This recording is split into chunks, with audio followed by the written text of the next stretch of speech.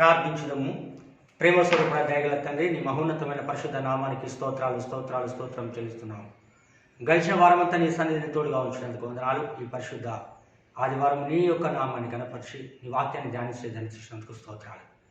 నా నోటి మాటలు మా అందరి హృదయాన్ని నిరుషుకు అంగీకారంగా చేసుకుని మనం ఏసునామమున ప్రార్థించి వేడుకుంటున్నాం తండ్రి.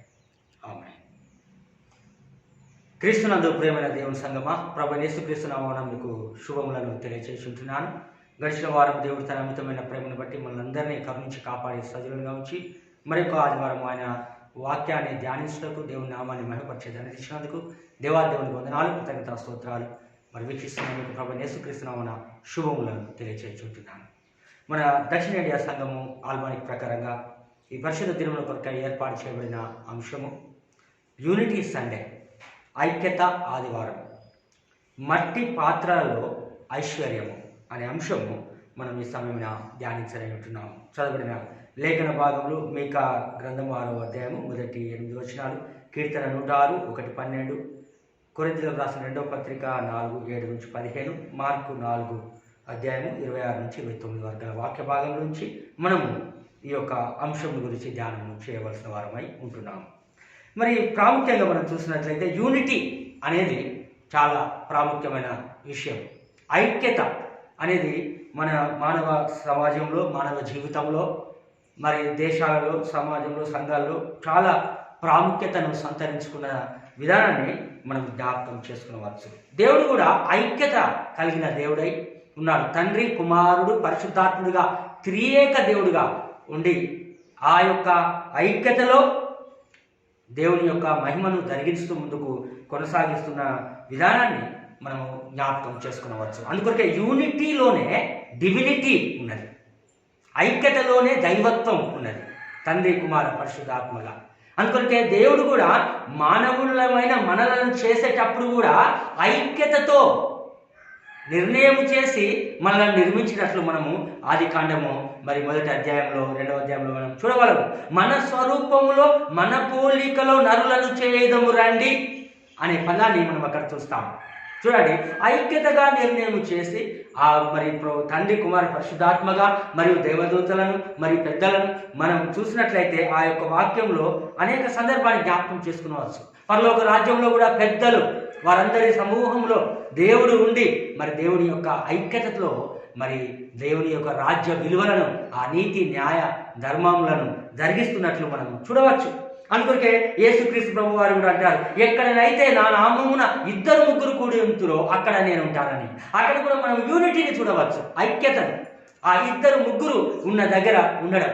అందుకొరకే దేవుడు నరుడు ఒంటరిగా ఉంటే మంచిది కాదనే సాటి అయిన సహాయంగా స్త్రీని చేసి వారిద్దరిని జతపరిచి ఇద్దరిగా చేస్తున్నాడు ఐక్యతకు. తద్వారా కుటుంబము, సమాజము, సంఘము ఏర్పడటకు కారణమైనట్లు మనం చూడవచ్చు. అందుకొరకే ఇద్దరు ఉండటము అది దేవునికి ఆశీర్వాదకరము. దేవుడు మనకు ఆశీర్వాదకరంగా దయచేసినాడు, అది దేవునికి మహిమకరము. అందుకొరకే కీర్తనలో మనం చూడవచ్చు, సహోదరులు ఐక్యత కలిగి నివసించుట ఎంత మేలు, ఎంత మనోహరము.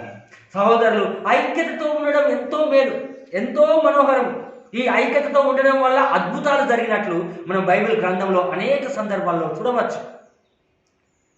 ఐక్యతతో ఉండడం వల్ల అనేక అద్భుతాలు. మనం ఒక్కొక్క గడ్డి పరకను కూడా ఐక్యంగా ముడివేస్తే అది ఏనుగునైనా బంధించగలదు అని మనం చూడవచ్చు. ప్రభునందు ప్రేమ వారులారా, ఐకమత్యము చాలా ప్రాముఖ్యత. అందుకొరకే మనం అపోస్తల కార్యము 2వ అధ్యాయంలో కూడా చూస్తే సంఘముగా మరి శిష్యులందరూ కూడా ఏక మనసుతో, ఏకాత్మతో, ఐక్యమత్యంతో మోయడ గదిలో కూర్చొని ప్రార్థన చేయడం ద్వారా అద్భుతం, ఆకాశం తెరవబడి అగ్ని జ్వాలల వంటి పరిశుద్ధాత్మ మీద రాలి వారు పరిశుద్ధాత్మ శక్తిని పొందుకున్నారు. ఐక్యతతో, ఏక మనసుతో ఒకే చోట ప్రార్థించడం వల్ల, సంఘం అంతా ఐక్యతతో ప్రార్థన చేయడం వల్ల బంధించబడిన చెరసాలలో ఉన్న పేతురును దేవదూత వెళ్ళి విడిపించి ఆ ప్రార్థిస్తున్న బిడ్డల దగ్గరికి తీసుకుని వచ్చే కారణం. చూడండి, ఐక్యతలో అనేక అద్భుతాలను మనము చూడవచ్చు. అందుకొరకే మనం చూసినట్లయితే అనేక సందర్భాల్లో మనం చూడవచ్చు, మనకు అనేక కథలు చిన్నప్పటి నుండి నేను పుస్తకాల్లో చదివినప్పుడు చూశాను. మరి 10 ఆవులు అడవికి వెళ్ళి అది మేత మేస్తున్నప్పుడు వాటికి ఆ మేత మేసే కాడ అల్లరి జరిగి కొట్లాట వచ్చి అవి విడిపోయి ఎవరికి వారే మేయడానికి సిద్ధపడ్డట్టు మనం చూస్తాము. మొదట వాళ్ళు కలిసి ఉన్నప్పుడు ఒకసారి పులి వాళ్ళను చంపడానికి కొరకని వచ్చినప్పుడు అవన్నీ రంకెలు వేస్తూ ముందుకు వెళ్ళేసరికి ఆ పులి పారిపోయినట్లు మనం చూడవచ్చు. కానీ ఎప్పుడైతే ఈ ఐక్యతలో వీరు దూరమై ఒకరికొకరు మరి అలిగి ఆ తర్వాత వారు ఒకరికొకరు మనస్పర్ధలై దూరమై ఎవరిది వాళ్ళే మేత మేయిచున్నప్పుడు ఆ పులి ఇదే అదునుగా చూసుకొని వచ్చి ఒక్కొక్క ఆవును చంపి తిని మరి అక్కడ ఏమి లేకుండా చేసినట్లు మనం చూడవచ్చు. ప్రభునందు ప్రేమ వాళ్ళారా, సాతాను కూడా ఐక్యంగా ఉంటే భయపడుతుంది. శోధకుడు కూడా ఐక్యంగా ఉన్న బిడ్డలను చూసి భయపడతాడు. ఐక్యంగా ఒకే మాట మీద ఒకే బాట మీద న్యాయంతో నీతితో యథార్థంగా దేవుని ఆరాధించి మహిమపరుస్తున్న బిడ్డలను చూసినప్పుడు వణుకుతాడు. ఎందుకంటే అందులో బలము శక్తి అనే గొప్ప కార్యం ఉన్నట్లు మనం చూడవచ్చు. అందుకొరకే ఆ పులి వలె అది ఎప్పుడు విడగొట్టబడుతుందా అని చూసి ఆ విడగొట్టబడిన తర్వాత వచ్చి ప్రవేశించి వాటిని చంపినట్లు మానవుడిని కూడా ఐక్యమత్యంలో నుంచి విడగొట్టి నష్టపరచుటకు కష్టపెట్టుటకు కారణము చేయుచున్నదే సాతాను యొక్క లక్షణం. ప్రభునందు ప్రేమ వారు మరి విశేషంగా మనం చూడవచ్చు. అందుకొరకే దేవుడు జతపరిచే దేవుడు కానీ విడగొట్టే దేవుడు కాదు. అందుకొరకే ఆ యొక్క ఆదాము అవ్వలను జతపరిచినప్పుడు కూడా దేవుడు చెప్పిన మాట మనుషులు, అందుకే యేసు ప్రభు కూడా అంటాడు, ఆ వివాహం విషయంలో కూడా చెప్తాడు, దేవుడు జతపరిచిన దానిని మనుషులు వేరుపరచకూడదు అని అంటాడు. హల్లెలూయా. దేవుడితో జతపరిచే గుణము, కలిపే గుణము, ఐక్యంగా ఉంచే గుణము, సాతానుతో దూరపరిచే గుణము, విడగొట్టే గుణము, బాధ పెట్టే గుణము. అందుకొరకే దేవుడు జతపరిచినాడు, ఐక్యపరిచే మనుషుడు అనగా నథింగ్ బట్ ఆ సాతాను తత్వము, ఆ సాతాను గుణము, ఆ లక్షణం ఉన్నోడే ఆ యొక్క మనిషి ద్వారా చొచ్చి ఆ సాతానుడు విడగొట్టడం మనం చూస్తూ ఉంటున్నాము. అందుకొరకే దేవుడిది కలిపే గుణము, సాతాన్ని విడగొట్టే గుణము. అందుకే ఆదాము అవ్వ విషయంలో కూడా పండు విషయంలో మరి విడగొట్టిన సందర్భాన్ని, ఒంటరిగా ఉన్నప్పుడు విడగొట్టిన సందర్భాన్ని మనం చూడవచ్చు. చాలా కుయుక్తి మనం చూస్తే అది విడగొడుతుంది, పారిపోతుంది. ఆ దేవుడు వచ్చినప్పుడు మాత్రం అక్కడ దగ్గర ఉండదు.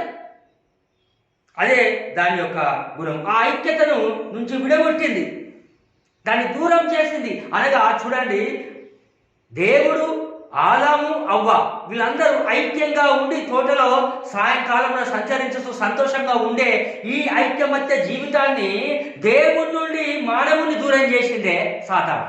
అనగా దాని కుయుక్తి, ఆ యొక్క ఆలోచన. అందులో పడకుండా ఉండాలంటే నువ్వు కలిసి ఉండాలి, ఐక్యంగా ఉండాలి, ప్రార్థనలో ఉండాలి, విశ్వాసంలో ఉండాలి. నేడు సమాజంలోనైనా, సంఘంలోనైనా, దేశంలోనైనా అనైక్యత పరిస్థితులు కలుగుతున్నామంటే అది సాతాను కుయుక్తి తంత్రాలే అని మనం గుర్తుంచుకోవాలి. విశ్వాసంలో ఆత్మీయంగా ఎదుగుతున్న సంఘంలో అల్లరి కలుగుతుందంటే ఆ సాతానుడు ఐక్యత భావాన్ని కలిగించకుండా దూరపరచడం కొరకు ప్రయత్నం చేస్తున్నాడు. దాన్ని ఎదిరించాలి అంటే నువ్వు న్యాయంగా, నీతిగా, ధర్మంగా, ప్రార్థనలో, విశ్వాసంలో ఉండాలి. సమాజంలో మరి దేశంలో ఐక్యత ఉంటున్నప్పుడు దాన్ని విడగొడుతూ మరి అనైక్యతకు కల్పిస్తున్నదంటే ఆ సాతాను తంత్రమే అని మనం జ్ఞాపకం చేసుకోవాలి. నేడు లోకంలో చూస్తే డివైడ్ అండ్ రూల్ అనే పాలసీకి అలవాటు పడిన పరిస్థితులు మనం చూస్తాం అనేక సందర్భాల్లో. అనగా విడగొట్టి, విభజించి పాలించి, నలుగురు నీతి గల వారు, 10 మంది మంచి వాళ్ళు కలిస్తే అక్కడ ఇక గొప్ప దేవుని కార్యం కలుగుతుందని సాతానుడు దానిలో విడగొట్టి దూరపరిచి కుటుంబంలో నుంచి ఆ అన్నదమ్ములను, మరి తల్లిదండ్రుల నుంచి మరి పిల్లలను, మరియు సంఘంలో నుంచి విశ్వాసులను, మరి సమాజంలో నుంచి న్యాయవంతులను ఈ విడగొట్టడమే పనిగా చేసుకున్నది సాతాను. అందుకొరకు అనైక్యత పరిస్థితులు అవుటకు దారి తీసింది. కయీను హేబేలు విషయంలో కూడా మనం చూడవచ్చు. అక్కడ కూడా ఆ యొక్క అనైక్యతకు దారి తీసిన పరిస్థితి, కుయుక్తిని కలిగించి ఆ అనేక సందర్భాల్లో మనం చూడవచ్చు. ప్రభునందు ప్రేమ వారారా, కానీ ఐక్యత అనేది చాలా ప్రాముఖ్యమైన విషయం. ఆ ఐక్యత ద్వారా ఎలాంటి సమస్యనైనా జయించవచ్చు.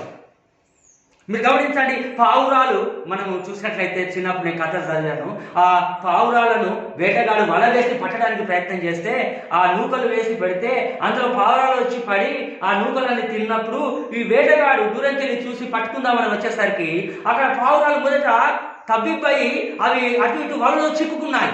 అందులో ఒక వైజ్ డో అనగా ఆ యొక్క జ్ఞానం కలిగిన తెలివైన ఒక పావురం ఉండి, మనం ఇలా తొందరపడవద్దు, అందరం ఒకేసారి ఐక్యంగా ఎగిరినట్లయితే వలను కూడా తీసుకొని వెళ్ళవచ్చు, ఆ వేటగాని ఉరిలో నుండి తప్పించబడచ్చు అని చెప్పినప్పుడు అందరూ తొందరపడకుండా, భయపడకుండా, అధైర్యపడకుండా ఒకేసారి వారు ఎగరడం వలన, ఆ యొక్క పావురాలు ఎగరడం వల్ల వలనే తీసుకొని వెళ్ళినట్లు, ఆ వేటగాని చేతులను తప్పించుకున్నట్టు మనం చూసాం. ఎంతో చదివాం. ఈ నీతి పాఠాలన్నీ మనకి ఎందుకు నేర్పుతున్నాయి? పరీక్షలు రాసి పాస్ కావడానికి కాదు, కానీ మన పరిస్థితులలో ప్రతి విషయంలో అలాంటి మంచి తత్వాన్ని, ఐక్యతను కలిగి జీవించడానికి కొరకే అనే సత్యాన్ని మనము ఇక్కడ జ్ఞాపకం చేసుకోవలసిన వారంగా ఉంటున్నాము. ప్రభునందు ప్రేమ వారలారా, నాట్ ఓన్లీ దిస్, సో మనం we can see many things in our life, especially in our body. దేవుడు మన యొక్క శరీరాన్ని చేసిన విధానాన్ని కూడా చూస్తే అందులో ఐక్యత కనబడుతుంది. మన యొక్క ప్రమేయం లేకుండానే, మన యొక్క ఆలోచన, మన యొక్క కమిట్మెంట్ లేకుండా కూడా మన శరీరంలో అన్ని అవయవాలు, ఆర్గాన్స్ చూసినట్లయితే వాటికి అవి పని చేస్తున్నాయి, ఐకమత్యంతో పని చేయొచ్చు, తన పని బాధ్యతలు నిర్వర్తిస్తున్నాయి. కాబట్టే ఈ శరీరం సర్వైవ్ అవుతున్నది, ఈ యొక్క శరీరం బ్రతుకుతూ ఉన్నది. ఇది ముందుకు సాగుతూ కారణమైంది. దేవుడు మన శరీరంలోనే ఈ ఐక్యతను సృష్టించాడు. ఒకవేళ ఇది ఐక్యంగా లేకపోయినట్లయితే అనారోగ్యం అవుటకు కారణమవుతుంది. ప్రభునందు ప్రేమ వారలారా, అందుకే చూడండి, ఆ ఎద్దు మరియు ఆ యొక్క పులి విషయం కథలో మనం చూసినట్లయితే ఇక్కడ ఐక్యతగా ఉండడం వల్ల అక్కడ పులి పారిపోయింది, ఇక్కడ పావురాలు ఐక్యతగా ఉండడం వల్ల వల ఎగిరిపోయింది, ఇక్కడ శరీరం ఐక్యతగా ఉండడం వల్ల రోగం తొలగిపోయింది. హల్లెలూయా. చూడండి, ఆ యొక్క పులి ఆవుల విషయంలోనేమో చూస్తే ఆ ఆవులు ఐక్యతంగా, ఎద్దులు ఐక్యంగా ఉంటే రోగం, ఆ ఎద్దులు ఐక్యంగా ఉన్నట్లయితే ఆ యొక్క పులి పారిపోయింది, మరి పావురాలు ఐక్యంగా ఉంటే వల ఎగిరిపోయింది, మరియు శరీరం ఐక్యంగా ఉంటే రోగం తొలగిపోయింది. కాబట్టి ప్రభునందు ప్రేమ వల్ల ఈ యొక్క ఐక్యత మన యొక్క విశ్వాస జీవితంలో ప్రాముఖ్యంగా ఉండాలనే సత్యాన్ని మనం జ్ఞాపకం చేసుకుంటున్నాం. చాలా కథలు మనకు తెలుసు, అనేకంగా మనం నేర్చుకున్నాం. ఒక కుటుంబంలో కూడా అన్నదమ్ములు నలుగురు ఎప్పుడు కొట్లాడుకుంటూ మరి సమాధానం లేకుండా ఉన్నందుకు వాళ్ళ నాన్న మంచంలో పడుకొని, అయ్యో మరి నా పిల్లలు సమాధానంగా లేరే, ఇలాంటి ఒక డబ్బుల కొరకు, స్వార్థం కొరకు, లేకుంటే ఆస్తి కొరకు అనైక్యంగా ఉండటం కారణమైనారే అని బాధగా ఉండి ఆ తండ్రి వాళ్ళని పిలిచి ఒక్కొక్కరికి ఒక్కొక్క కర్ర ఇచ్చి విరోమని చెప్పినట్లు మనం చూడవచ్చు. అలా కర్ర విరిసినప్పుడు అది సునాయాసంగా విరిగింది, 2 ఇచ్చారు, జర గట్టిగా విరిగింది, 3 ఇచ్చారు, ఇంకా కష్టంగా విరిగింది, ఇక ఒక్కొక్కరిని 4 విరుమనేసరికి వారు విరవలేకపోయారు. అప్పుడు వారి తండ్రి ఎక్స్ప్లెయిన్ చేసి చెప్తాడు, చూడండి, మీరు ఒక్కొక్క దాన్ని 2 వాటిని విరవగలిగారు, 3వది కష్టమైంది, కానీ 4వది విరవలేకపోయారు. ఎందుకంటే అవన్నీ బలంగా మరి ఎంతో శక్తివంతంగా ఉన్నందువల్ల, అది మీ శక్తికి మించింది వల్ల. కాబట్టి మీరు కూడా ఇలా ఐక్యంగా ఉంటే 4 కలిసి మిమ్మల్ని ఎవరు విరవలేరు అని చెప్పి జ్ఞానోదయం కలిగించినట్టు మనం చూస్తాం. ప్రభునందు ప్రేమ వారలారా, మరి కుటుంబ జీవితంలోనైనా, సంఘంలో, సమాజంలోనైనా, నీ వ్యక్తిగత జీవితంలోనైనా నీ దేవుడితో ఉన్న ఐక్యమైన ఎలా ఉన్నదో మనము పరీక్షించుకోవాలి. ఇదే దేవుడు ఇచ్చిన గొప్ప ఆధిక్యత. ఈ ఐకమత్యంలో నీవు ఉండాలంటే నీలో ఉండవలసిన లక్షణాలు ఏంటనేది ఇక్కడ మనం జ్ఞాపకం చేసుకునవచ్చు. అందుకే చదవబడిన మొదటి బైబిల్ పాఠము మీకా గ్రంథము 6వ అధ్యాయంలో మనం చూసినట్లయితే అక్కడ మరి 1 నుంచి 8 వచనాల గల వాక్యంలో చూస్తే మీకా ప్రవక్త అక్కడ జరుగుతున్న ఇశ్రాయేల్లో ఉన్న పరిస్థితులను, జరుగుతున్న మాటలను గురించి దేవుడు మరి మీకా ద్వారా మాట్లాడుతున్నట్టు మనం చూస్తున్నాం. యెహోవా సెలవిచ్చిన మాట ఆలకించుడి, నీ వచ్చి పర్వతములను సాక్ష్యం పెట్టి వ్యాజ్యమడము, కొండలకు నీ స్వరము వినబడనిమ్ము అని చెబుతూ, నా జనులారా నేను మీకేమి చేస్తుని, మిమ్మల్ని ఎలాగో ఆయాసపరిచింది, అది నాతో చెప్పుడి అని ప్రభు అంటున్నాడు. ప్రభునందు ప్రియమైన వారలారా, ఈ ఐక్యత లేకపోవడానికి గల కారణం ఏంటో తెలుసా? ఎందుకు నాతో వ్యాజ్యం ఆడుతున్నారు, ఎందుకు మరి నాతో వ్యాజ్యం ఆలకించాడని ప్రభు అంటున్నాడు తెలుసా? ఇక్కడ జరిగే పరిస్థితి 3 ప్రాముఖ్యమైన విషయాలు. ఎందుకనగా న్యాయము, కనికరము, దీన మనస్సు. ఈ 3 ప్రాముఖ్యమైన విషయాల గురించి ఇక్కడ మీకా గ్రంథంలో మనం చూడవచ్చు, ఈ అధ్యాయంలో మనం చూడవచ్చు. అనగా ఐక్యత లేకపోవడానికి గల కారణము, అనైక్యత కలగడానికి గల కారణము, అసమాధానము కలగడానికి గల కారణం ఏంటంటే న్యాయము లేకపోవడము, కనికరము లేకపోవడము, దీన మనస్సు అనే గుణాలు ఈ 3 లేకపోవడం వల్లనే అనైక్యత ఏర్పడుతున్నది. ఈ సత్యాన్ని మనం జ్ఞాపకం చేసుకోవాలి. ఐక్యత లేకపోవడానికి గల కారణము న్యాయంగా లేకపోవడం, కనికరం లేకపోవడము, దీన మనసు కలిగి లేకపోవడమే కారణం. అదే మాటని ఇక్కడ మరి మీకా గ్రంథంలో దేవుడు మీకా ప్రవక్త ద్వారా జనులతో మాట్లాడుతున్నాడు. ఎక్కడ అనైక్యత ఉన్నదంటే అక్కడ దాని అర్థం న్యాయం లేదని అర్థం. ఎక్కడ అనైక్యత కలిగిందో అని అంటే దాని అర్థం కనికరం లేదు అక్కడ అని అర్థం. ఎక్కడ అనైక్యత ఉన్నదో దాని అర్థం దీన మనస్సు లేదు అనే అర్థం. ఈ సత్యాన్ని జ్ఞాపకం చేసుకోవాలి. అందుకొరకే ఇక్కడ ప్రభు జ్ఞాపకం చేస్తుంటున్నాడు. అందుకే ఏమంటున్నాడంటే, మనుషుడా ఏది ఉత్తమమో నీకు తెలియబరచబడినది, న్యాయంగా నడుచుకో అని మొదట, రెండవది కనికరాన్ని ప్రేమించు, మరి మూడవది దీన మనస్సు కలిగి నీ దేవుని ఎదుట ప్రవర్తించుటయే. ఇంతే కదా దేవుడు నిన్ను అడుగుతున్నాడు అంటున్నాడు. హల్లెలూయా! ఎంత గొప్ప మాట అండి. ప్రభునందు ప్రేమ వారలారా, నడుచుకొనుట. నేడు మానవుడు నడుస్తున్నాడు, తన త్రోవలో నడుస్తున్నాడు, ఇష్టానుసారంగా నడుస్తున్నాడు. తన యొక్క ఈ లోక సంబంధమైన స్వార్థంలో మరి ఆ దురాశలో తన యొక్క ఇష్టానుసారంగా తన ఇష్టలను నెరవేర్చుకోవడానికి నడుస్తూ ఉన్నాడు. ఈ తన నడకలో న్యాయం లేకపోవడం వల్లనే ఐక్యత లోపించుతూ ఉన్నది. ఐక్యత లోపించడం వల్లనే సాతానుడు మరి కష్టాలను నష్టాలను కలిగించడానికి కారణమవుతున్నాడు. మరియు ప్రేమించే గుణం లేకపోయింది. దేని ప్రేమించాలి అంటే చూస్తే కనికరాన్ని ప్రేమించమంటున్నాడు. నువ్వు దేన్ని ప్రేమిస్తున్నాడు నేడు?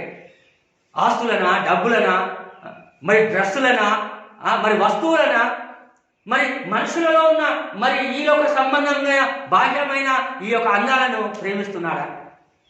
కానీ ఏమంటున్నాడంటే దేవుడు ప్రేమించేదే నిర్వచనాన్ని దేవుడు మార్చినాడు. కనికరాన్ని ప్రేమించమంటున్నాడు. కనికరంతో ఉండడము, దయతో ఉండడము, జాలితో ఉండడము, ఇతరుల ఎడల ప్రేమను కనికరంగా వారి ఎడల జాలిపడి దయతో కనికరంగా వారిని చూడడం, ఆదరించడాన్ని నువ్వు ప్రేమించమంటున్నాడు. అది దేవుడు చెప్తున్నది. మూడోది మనం చూస్తే దీన మనస్సు కలిగి నువ్వు ప్రవర్తించమంటున్నాడు. దీన మనస్సు కలిగి దేవుని ఎదుట ప్రవర్తించు. దేవుని ఎడల ఆ దీన మనస్సు కలిగిన గుణాన్ని కలిగి నువ్వు ఉన్నట్లయితే అది దేవుడు నిజంగా ఐక్యతకు సాదృశ్యంగా ఉన్నాడు అని అంటున్నాడు. మరి ఎందుకు ఇలా చేయాలి అని అంటే అక్కడ ఇశ్రాయేలుతో చెప్తున్న మాట, ఎందుకనగా యెహోవా నీతి కార్యములను మీరు గ్రహించున్నట్లు. దేవుని నీతి కార్యాలు గ్రహించేలాగున. ఎందుకనగా మిమ్మల్ని నేను ఐగుప్తులో నుంచి విడిపించి రప్పించి తిని. అందుకే మీరు చూడండి, ఇక్కడ చక్కగా ఉంటుంది. నా జల్లారా, ఐగుప్తు దేశంలో నేను మిమ్మల్ని రప్పించి తిని. మొదట రప్పించినాడు. రెండవది దాస్య గృహంలో నుండి మిమ్మల్ని విమోచించినాడు. మూడవది మిమ్మల్ని నడిపించటకై మోసే, అహరోను, మిర్యాములను పంపి తిని. ప్రభునందు ప్రియమైన వారలారా, చూడండి, మొదటి రప్పించినాడు దేవుడు. చెరలో నుండి, బానిసత్వంలో నుండి, నలగొట్టబడుతున్న స్థితిలో నుంచి, నశించబడుతున్న పరిస్థితిలో నుంచి ప్రభు రప్పించినాడు. రెండవది ఆయన విమోచించినాడు. ఎక్కడ? దాస్య గృహంలో నుండి విమోచించినాడు, బానిసత్వంలో నుంచి విమోచించినాడు, నీకు విడుదల కలుగ చేసినాడు. ఆయన రప్పించినాడు, విమోచించినాడు, మరియు పంపినాడు. ఎవరిని పంపినాడు? మోషే, అహరోనులను, మిర్యాములను, ప్రవక్తలను, యాజకులను, ఇదిగో మీకాను మరియు సేవకులను అందరినీ కూడా మీ కొరకే పంపినాడు అని అంటున్నాడు. ఎందుకు? మీరు న్యాయంగా, కనికరముగా, దీన మనస్సు కలిగిన జీవితం జీవించి, ఐక్యతలో కలిసి జీవించి, ఈ మట్టి ఘటంలో నుంచి ఐశ్వర్యములు కలిగిన వారుగా ఉండాలని చెప్తే దేవుడు ఈ యొక్క యోగ్యతను కలిగించినాడు. ప్రభునందు ప్రియమైన వారులారా, ఎంత గొప్ప ప్రేమమయుడు. నిన్ను రప్పించినాడే, నిన్ను విమోచించినాడే, మరియు నిన్ను చూసినట్లయితే నీ కొరకు అనేకులను పంపినాడే కాపరిగా నేను రక్షించడానికి. అందుకొరకు నీవు ఇది మనస్సునకు తెచ్చుకొనుడి అని అంటాడు. హల్లెలూయా! ఆ మనస్సు లేదు చాలా మందికి, కృతజ్ఞత భావం లేదు.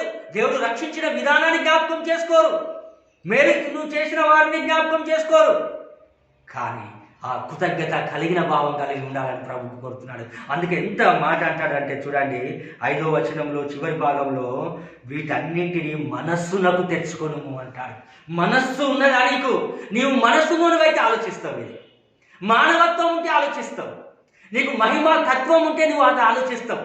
ఏ స్థితిలో నుంచి నేను దేవుడు రప్పించినాడో, ఏ పరిస్థితిలో నుంచి నేను కాపాడాడో, ఏ పరిస్థితిలో నుంచి నేను బ్రతికించి నేను ఈ రీతిగా సజీవంగా నిలబెట్టాడో, నీకు మనస్సు ఉంటే నువ్వు ఆలోచిస్తావు, గ్రహిస్తావు, జ్ఞానోదయం పొందుతావు. అందుకొరకే నిన్ను ఏ పరిస్థితిలో నుంచి విమోచించినాడో, ఎక్కడి నుంచి నేను లేపినాడో, నేను కాపాడినాడో, నువ్వు ఒకసారి మనస్సుకు తెచ్చుకో అంటున్నాడు. మనస్సుకు తెచ్చుకో. ప్రభునందు ప్రేమ వారలారా, అదే రీతిగా ఏ రీతిగా దేవుడు నీ కొరకు సేవకులను, యాజకులను, ప్రవక్తలను, అధికారులను, అధిపతులను ఏర్పరిచి నేను కాపాడుతూ కంటికి రెప్పలా నడిపించాడో దాన్ని జ్ఞాపకం తెచ్చుకోమంటున్నాడు. నిజంగా ఇవి మనస్సునకు గనక తెచ్చుకుంటే, ఈ న్యాయంగా నడిస్తే, కనికరాన్ని ప్రేమిస్తే, దీన మనస్సు కలిగి దేవుని దగ్గర ప్రవర్తిస్తే, నీవు ఆ దైవత్వపు ఐక్యతలో ముందుకు సాగుతావు. అందులో నుంచి నీవు తొలగిపోవు. అందుకే అంటాడు, జ్ఞాపకమునకు తెచ్చుకో, నువ్వు మనస్సునకు తెచ్చుకో అంటాడు. అందుకే ఇక్కడ కూడా చూడండి, ఆ హిత్తీవు మొదలుకొని గిల్గాలు వరకు నేను ఆ యొక్క బాలాకు నుంచి బిలాము వరకు వారు యోచించిన దాన్ని నువ్వు ఒకసారి మనస్సునకు తెచ్చుకో అంటాడు. కాదా? ఈ బాలాకు రాజు బిలాముతో చేసి నా పని మనకు తెలుసు, ద్రవ్యాన్ని ఇచ్చి నశింపచేయాలని, శపించాలని కోరుకుంటే దేవుడు తన ఇశ్రాయేలు బిడ్డలను దీవించేటట్లే చేసినాడు. హల్లెలూయా. అది ఇన్ని పరిస్థితులు, కష్టాలు వచ్చినా కాపాడుతూ, రక్షిస్తూ, కోడి తన రెక్కల చాటున పిల్లలను భద్రపరిచాడు, కాపాడుతున్నాడు దేవుడు. అదే ఇక్కడ మరి జ్ఞాపకం చేస్తున్నాడు. ప్రభునందు ప్రేమ వారలారా, అందుకొరకే బ్రతుకు కాలంలో దేవుడు నమ్మిన ప్రతి ఒక్క బిడ్డ, ఈ లోకంలో మానవుడిగా పుట్టిన ప్రతి ఒక్క బిడ్డ మనస్సులకు తెచ్చుకోవలసిన విషయం ఏంటంటే, న్యాయంగా నడుస్తున్నామా? మనస్సులకు తెచ్చుకోవలసిన విషయం ఏంటంటే, కనికరాన్ని ప్రేమిస్తున్నామా? మనస్సులకు తెచ్చుకోవలసిన విషయం ఏంటంటే, దీన మనస్సు కలిగి దేవునితో ప్రవర్తిస్తున్నామా? ఇది జ్ఞాపకం చేసుకోవాలి ప్రియులారా. అందుకొరకే యేసుక్రీస్తు ప్రభువారు కూడా ఒక గొప్ప మాట అంటాడు, మరియ ఉత్తమమైన దాన్ని ఏర్పరచుకున్నది, అది ఆమె యుద్ధ నుండి ఎవరు తొలగించాడు. హల్లెలూయా.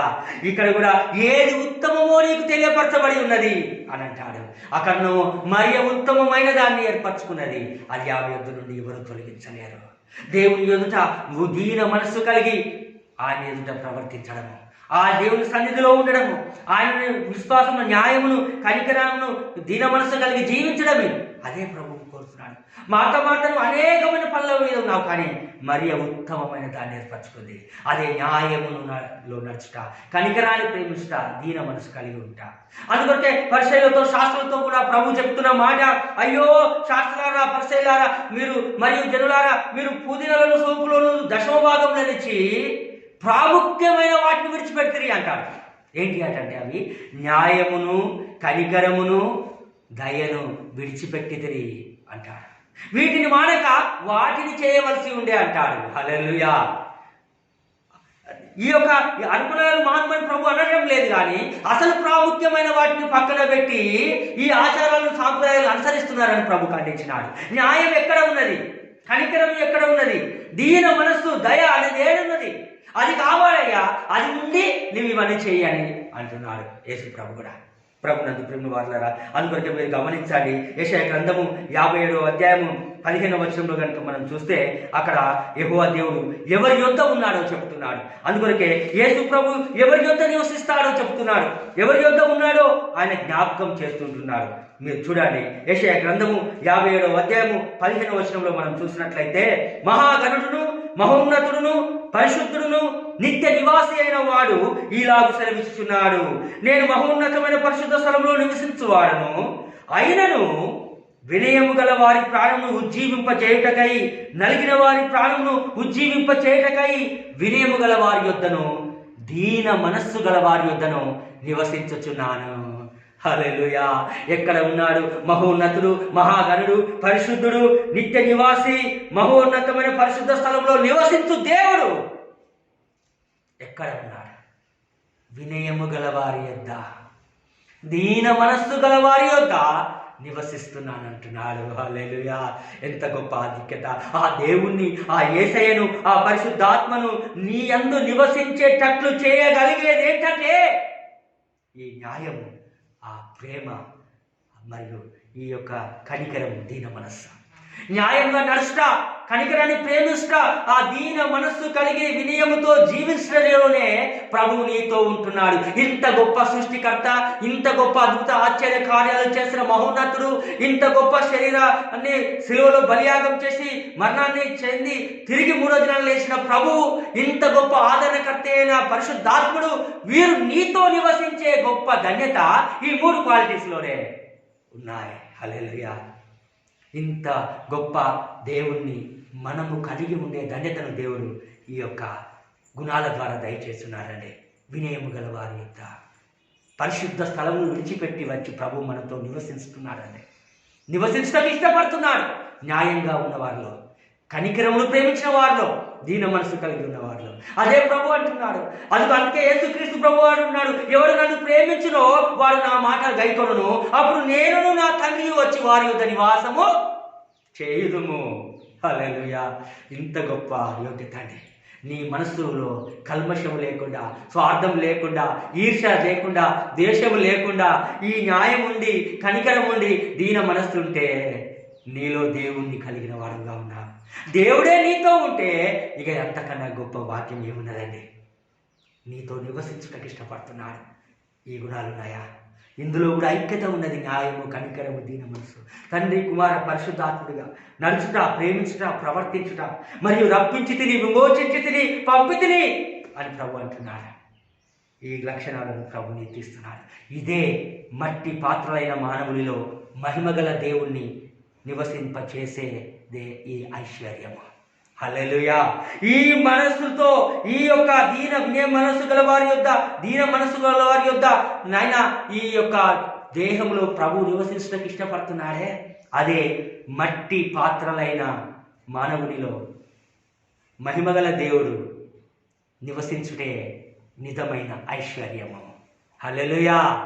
మట్టి పాత్రలమైన మానవునిలో మహిమగల దేవుడు నివసించుటే అది నిజమైన ఐశ్వర్యము. ఆ ఘనత ఈ మట్టి ఘటములో మహిమగల దేవుడు నివసిస్తున్నాడు. ఈ గుణాలు, ఈ లక్షణాల ద్వారా ఈ సత్యాన్ని మనము జ్ఞాపకం చేసుకోవాలి. ఈ యొక్క విశ్వాసంలో ముందుకు సాగాలి. దానికి కారణము న్యాయము, కనికరము, దీన మనస్సు. ఈ మట్టి ఘటములైన మానవునిలో ఐశ్వర్యము అంటే ఆ మహోన్నతుడైన దేవుడు నివసించుటే దాని గురించిన ఐశ్వర్యం. అది కేవలం న్యాయము, కనికరము, దీన మనస్సు కలిగిన బిడ్డల ద్వారానే అది సాధ్యము. అందుకొరకే ఆ దీన మనస్సు కలిగి ఉండాలి. అందుకొరకు యేసుక్రీస్తు ప్రభు గారు కూడా మనం చూస్తున్నట్లయితే, నేను సాత్వికుడను, దీన మనస్సు గలవాడను, నా మీద మీ కాడి మోపుకొనుడి అని అంటారు. హల్లెలూయా! ప్రభు కూడా ఏంటట, ఆయన సాత్వికుడు, దీన మనస్సు గలవాడు అని అంటున్నాడు. ఎంత గొప్ప మాట అండి. ప్రభునందు ప్రేమ వాళ్ళ చాలా మంది అనుకుంటారు, తగ్గించుకొని వినయంతో నుండి నెమ్మదిగా ఉంటే బలహీనుడు, అసమర్థుడు, పిరికివాడు అని అనుకుంటుంటారు. కానీ దేవుడు చెప్పేది అది కాదు. Meekness is not weakness but sickness of God. Hallelujah! అనగా ఈ యొక్క సాత్వికం అనేది అది బలహీనత కాదు, కానీ దేవుడిని గూర్చిన బలము, స్ట్రెంగ్త్, మరియు దేవుని గూర్చిన వెతుకుటలో, దేవుని కనుగొనుటలో, దేవుని పొందుటలో, దేవుని మనతో నివసింప చేయుటలో చూపే మార్గమే సాత్వికము, దీన మనస్సు అనే సత్యాన్ని మనం జ్ఞాపకం చేసుకోవాలి. అందుకొరకే దీనిని మరి ప్రభు ఆ యొక్క గార్ధాబమును, గాడిద పిల్లలను ఎక్కి ఆయన సాత్వికుడై దీన మనసు వస్తున్నాడని మనం ప్రవచనాన్ని మనం చూస్తాము. అందుకొరకు యేసు ప్రభు కూడా గాడిదను కోరుకున్నాడు, కానీ గుర్రాన్ని కోరుకోలేదు. హల్లెలూయా! ఆ గాడిదను అక్కడ వెళ్ళి ఆ యొక్క కట్టబడిన గాడిదను విప్పి తోలుకొని రండి అని అంటాడు ప్రభు. హల్లెలూయా! ఎందుకో తెలుసా? సాత్వికము దీన మనసునకు సాదృశ్యంగా ఉన్న దానినే ఎంచుకున్నాడు. ప్రభునందు ప్రేమ వాళ్ళరా, గుర్రంను అది ఆ యొక్క పొగరుకో, గర్వానికో, లేకుంటే అది యుద్ధానికో సూచనగా ఉన్నట్టు మనం చూడవచ్చు. కానీ ప్రభు దేన్ని కోరుకున్నాడు? సాత్వికమైన దానిని. అది ఈ లోక మనుషులకు అది అసహ్యంగా అనిపించవచ్చు, ఇది లోక మనుషులకు అది పనికిరాందానిగా అనిపించవచ్చు, ఈ లోక మనుషులకు అది పనులు చేసేది, భారం భరించేది, మౌనంగా ఉండేది, గుర్రమే కద్దరుగా ఉండేది, బలంగా ఉండేది, అది రాజసంగా ఉండేది అనుకోవచ్చు. కానీ మానవుని తలంపులు దేవుని తలంపుల వంటివి కావు. దేవుని తలంపుల వంటివి మానవ తలంపులు కావు. అందుకే అంటాడు, నా తలంపులు మీ తలంపుల వంటివి కావు, నా త్రోలు మీ త్రోల వంటివి కావు అంటాడు. చూడండి, ప్రభు యొక్క ఉద్దేశం దాన్ని ఎన్నుకున్నాడు, దాన్ని విప్పి తోలుకొని రమ్మన్నాడు, దాని మీద కూర్చొని యెరూషలేమునకు తీసుకొని వెళ్ళినాడు. అదే రీతిగా మరి ఆ సాత్వికులంగా దీన మనసుగా ఉన్న వారి యొద్ద నివసిస్తున్నాను అంటున్నాడు ప్రభు. ఎంత గొప్ప ఆధిక్యత! నిజానికి ఆ గాడిద మీద ప్రభు కూర్చున్నందుకు దానికి విలువ వచ్చింది. కానీ అది లేకపోతే, ప్రభు కూర్చోకపోతే దానికి విలువ రాకపోవు. అదే రీతిగా క్రీస్తు మన యందు నివసించి, దేవుడు మనలో నివసిస్తే ఆ న్యాయం, కనికరం, దీన మనసు అనే గుణ లక్షణాల ద్వారా మనకు విలువ వస్తుంది. హల్లెలూయా! మనకు గౌరవము, మన దేవునికి మహిమ గల ఉండుటకు యోగ్యత కలిగి ఉన్నది. ప్రభునందు ప్రేమ వారులారా, నేడు బంగారము వేసుకున్న వారి మీద, మంచి వస్త్రాలు వేసుకున్న వారి మీద, మరి బడాయిగా ఉన్న వారి మీద దాని లోకం గౌరవిస్తుండవచ్చు. కానీ ప్రభు నీలో ఉంటే, ఈ న్యాయము, కనికరం, దీన మనసును నువ్వు ధరిస్తే దేవునికి మహిమ, అది అనేకులకు దీవెన. ఆ గాడిద మీద కూర్చున్నందువల్ల ఆ గౌరవం అనేది దానికి రావడానికి కారణమైనట్లు మనం చూస్తున్నాం. దీన మనస్సు గలవాడై గార్ధాబం ఎక్కి వస్తున్నాడు. అందుకే దేవుడు దానిని చూడండి గౌరవించినట్లు మనం చూస్తున్నాం. అది గౌరవించినాడు. ప్రభునందు ప్రేమ వారులారా, అందుకే మీరు చూడండి, అందుకే గుర్రానికి కూడా నోరియలేదు, కానీ గాడిదకు నోరిచ్చాడు దేవుడు. హల్లెలూయా! బిలాము దేవుడి దర్శనాన్ని, ఆ దేవదూతను చూసే ధన్యతను ఆ గాడిదకి ఇచ్చినాడు దేవుడు. ఇంకా ప్రవక్త చూడలేకపోయినాడు బిలాము. కానీ నన్ను ఎందుకు కొడుతున్నావు అని చెప్పి ప్రశ్నించింది, దానికి నోరిచ్చినాడు. బైబిల్ గ్రంథంలో ఆ నోరిచ్చి మాట్లాడిన ఆ జంతువుగా ఒక గాడిదకే ఇచ్చింది ఆ అవకాశాన్ని. మీరు కూడా గమనించండి. చిన్నపిల్లలు చిన్ననాడు ఉండగా నేను ఊళ్ళలో చాలా దిక్కులు గమనించినాను. దేని పాలు, గుర్ర పాలని తాగిపోయారు, కానీ గాడిద పాలు తాగిస్తారు. హల్లెలూయా! ఎందుకు? దానివల్ల ఔషధం ఉన్నది, అది పిల్లలకు మంచిది, ఆ ఆరోగ్యము అని చెప్పి. ప్రభునందు ప్రేమ వారులారా, సాత్వికము, దీన మనసు అనే లక్షణమును దేవుడు జ్ఞాపకం చేస్తూ ఉంటున్నాడు. అందుకే యేసయ్య నువ్వు కూర్చొనిచ్చినాడు. దేవుడు యేసయ్యను గాడిదనే తీసుకొని రమ్మన్నాడు, గాడిద మీదనే కూర్చోమన్నాడు, గాడిదకే నోరిచ్చి మాట్లాడించాడు, గాడిదకే దేవదూత కనబడేటట్టు చేశాడు. ఈ లోకంలో తప్పు చేసినోని గాడిద మీద ఊరిగిస్తారనే మాట మనం చూస్తాం గుండు కొట్టి. కానీ అది కాదు, ఇది ఈ లోక మానవ ఉద్దేశము, ఆలోచన విధానం. కానీ దైవతత్వం మాత్రం గొప్ప వినయమునకు మరియు దీన మనసుకు, సాత్వికమునకు సాదృశ్యము. హల్లెలూయా! ఈ సత్యాన్ని మనము జ్ఞాపకం చేసుకోవాలి. ఆయన తలంపులు మానవుని తలంపుల వంటివి కాదు, అంతకంటే అత్యున్నతమైనది అని. ఆ అత్యున్నతమైన భావాలు కలిగిన వాడే వీటిని గ్రహించగలడు. అదే దేవుడు ఇక్కడ జ్ఞాపకం చేస్తున్నాడు. కాబట్టి ప్రభునందు ప్రేమ వారులారా, కొందరు ఈ విషయం వినయము, సాత్వికం పనికిరాదని పూర్వమే మరి ఇప్పుడు పాత నిబంధన గ్రంథంలో మీకాను మరి ప్రవక్తలను చూసినప్పుడు వారు ఖండించినారు, బుద్ధి చెప్పినారు, గద్దించినారు. కాబట్టి ఆ రీతిగానే ఈ సమయంలో కూడా మనం ఉండాలి. కానీ అని అనేక రీతిగా అనేవారు కూడా మనం ఉన్నారు. ఈ సాత్వికము, వినయము, ఈ దయ అనేది పనికిరాదు ఈ కాలంలో. వాడు ఒకటంటే 2 అనాలే, ఒకటి అంటే మళ్ళీ 10 అనాలే అంటేనే కానీ బ్రతకలేము లోకంలో, ఎదిరించందే ముందుకు పోలేము అనే తీరుగా అనుకునేవారు కూడా ఉన్నారు. ఇక దేవుని యొక్క విషయంలో కూడా ఇంకా పాత నిబంధనలోని ప్రవక్తల ద్వారా వారు ఎలా ఉన్నారో ప్రవర్తించారో ఇలా చేద్దాం అని అనేవారు కూడా ఉన్నారు. కానీ ప్రభునందు ప్రేమ వారులారా, ఇది కృపాకాలం, ప్రభు చూపిన మార్గాన్ని అనుసరించి నడిచే కాలం, ప్రభు యొక్క ప్రేమను పంచే కాలం, న్యాయము, కనికరము, దీన మనస్సు కలిగి నివసించే కాలం. అది ప్రవక్తల కాలం లాంటి పరిస్థితులని కాదు, అది గద్దించి బుద్ధి చెప్పిన పరిస్థితులు కాదు. ప్రేమతో, దయతో, వినయముతో, నీలో ఉన్న దైవ లక్షణ గుణాలతో ఎదుటివారి హృదయాన్ని మార్చే కాలం ఇదే కలికాలం. హల్లెలూయా! దాన్ని ప్రభు ఇచ్చి జ్ఞాపకం చేయాలి. అందుకే మీరు గమనించండి, ఒకసారి యేసు ప్రభు శిష్యులు యేసు ప్రభు ఒక గ్రామానికి వెళ్తే ఆ గ్రామంలో ప్రవేశిస్తుంటే ఆ గ్రామం వారు వారిని వద్దని ఆపినారు. వారు చేసే మహిమ, అద్భుతాలు, వారు చూపే ప్రేమ, వారు ఇచ్చే దీవెన, వారు చూపించే సూచక్రియలు వద్దనుకునే వారు కూడా ఉన్నారు. అలా వద్దనుకొని వారిని ఆటంకపరిస్తే శిష్యులలో ఒకరు చూసి ఏమన్నారు తెలుసా? ప్రభువా, అలనాడు ఏలియా ప్రవక్త వలె ఆకాశం నుండి అగ్ని దిగి వచ్చి వీరిని దహించేటట్లు నేను ఆజ్ఞాపించుట నీకు ఇష్టమా అని అన్నారు. వెంటనే యేసుప్రభు అన్న మాట ఏందో తెలుసా ప్రియమిత్రులారా?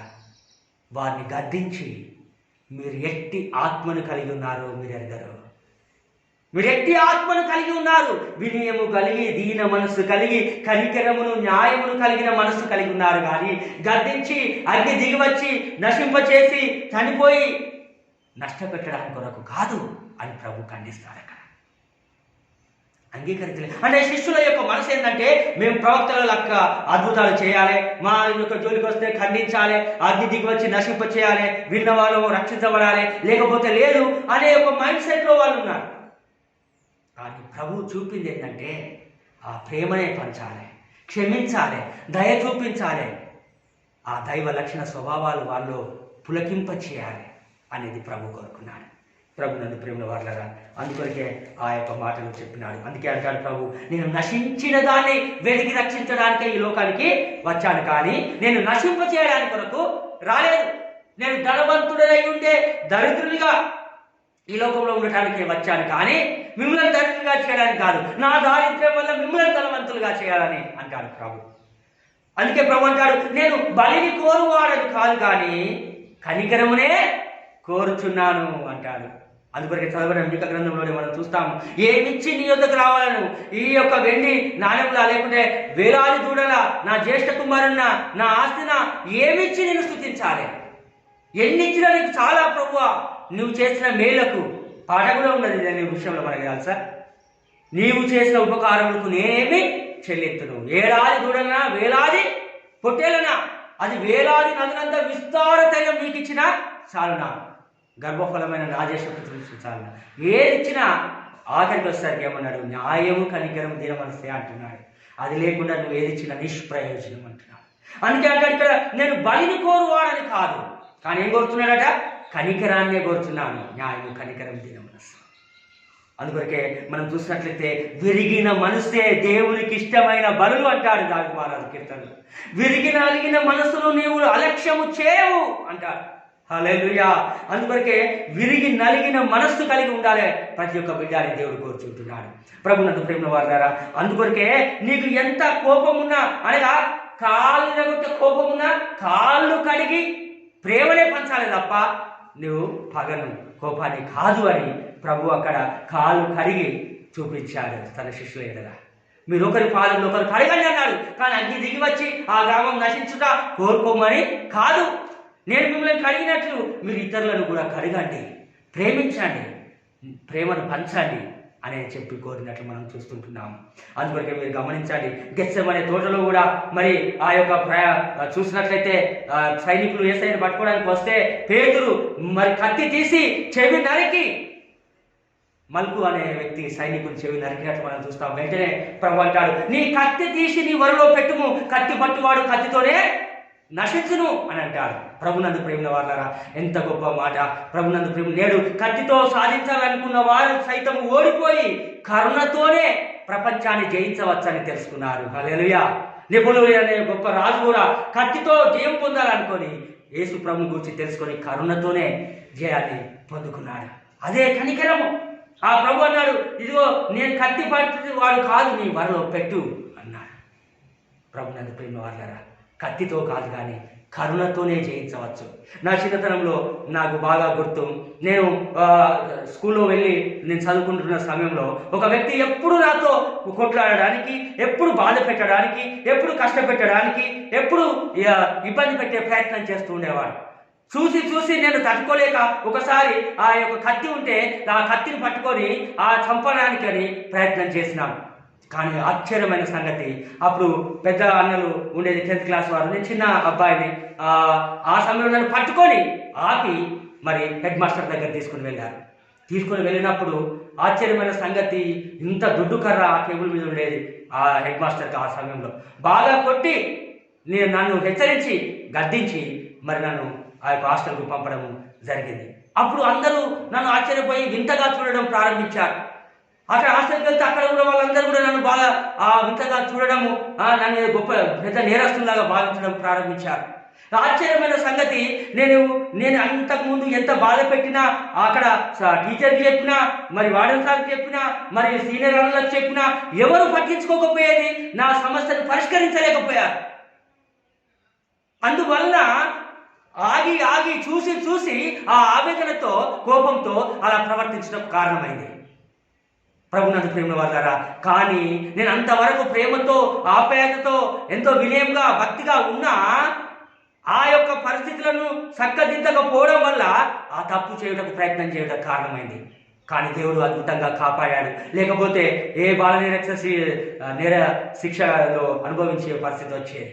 కానీ ప్రభునందు ప్రేమ వాళ్ళారా, ఆ సమయంలో ఎంతగానో మరి నేను బాధపడి, ఏడ్చి, దుఃఖపడి కానీ నన్ను కత్తుల రత్తయ్య అని పేరు పెట్టి నన్ను ఒక వింతగా చూడడం ప్రారంభించినారు. ప్రభునందు ప్రేమ వాళ్ళారా, దానికి కారణం ఏంటి?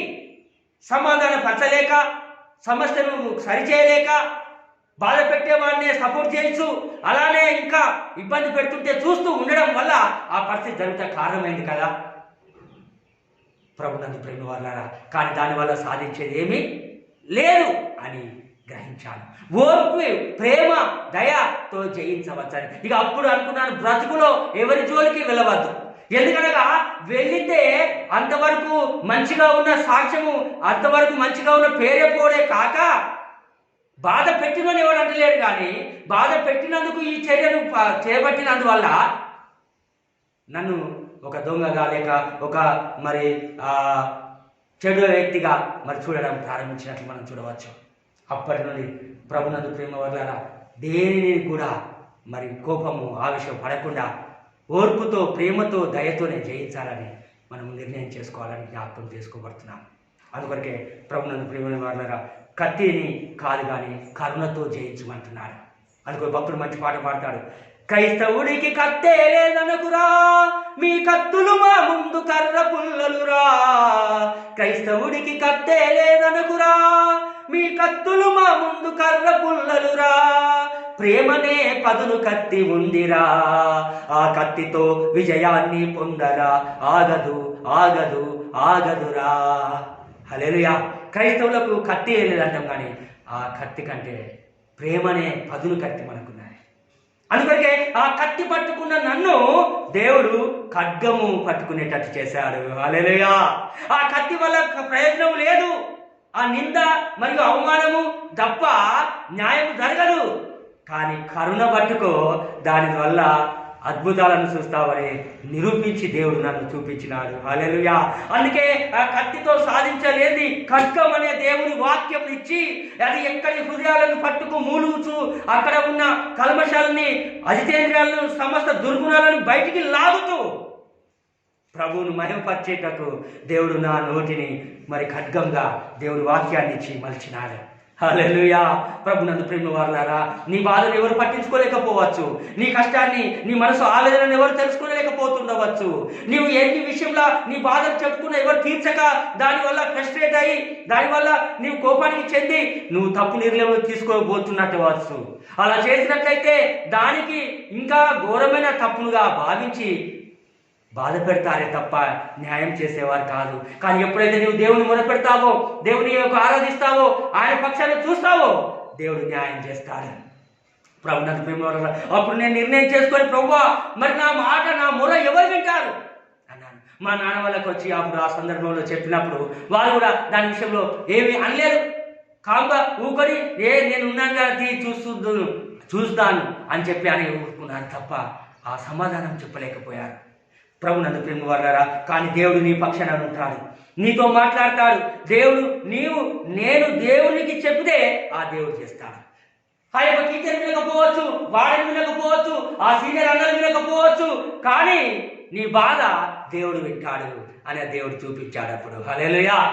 ప్రభునందు ప్రేమ వాళ్ళారా, మీరు గమనించాలి. నేను కూడా మా కుటుంబ జీవితంలో కూడా నేను అనేక సందర్భాల్లో చూశాను. ఒకసారి మరి ఒక రాత్రి పూట ఘోరంగా మా యొక్క మామగారు నన్ను కొట్టినప్పుడు అయ్యో ఏ తప్పు లేదు అలాగని అనుకోకుండా ఊరికినే కొట్టాడే అని కుమిలి బాధపడుతూ ఉదయం మా నాన్నగారికి తర్వాత నేను వచ్చినాక చెప్తే వాళ్ళ చెల్లె లేకుంటే బంధువు భర్త అని చెప్పి అడగను కూడా అడగలేదు. ఎందుకనగా ఆ బాంధవ్యం పోతుందేమో అని. అంటే నేను బాధపడ్డా, కష్టపడ్డా, మరి ఇబ్బంది పడ్డా సరేనా అంటే అది అలానే ఊరుకున్నాను.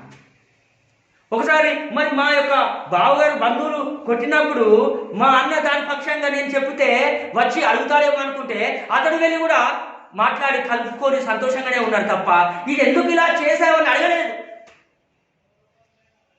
అటు సొంత అన్న అడగడం లేదు, అటు నాన్న అడగడం లేదు, ఇటు అధికారులు లేకుంటే తోటివారు ఇది ఏమిటి అని అడగలేని పరిస్థితిలో ఉన్నారు.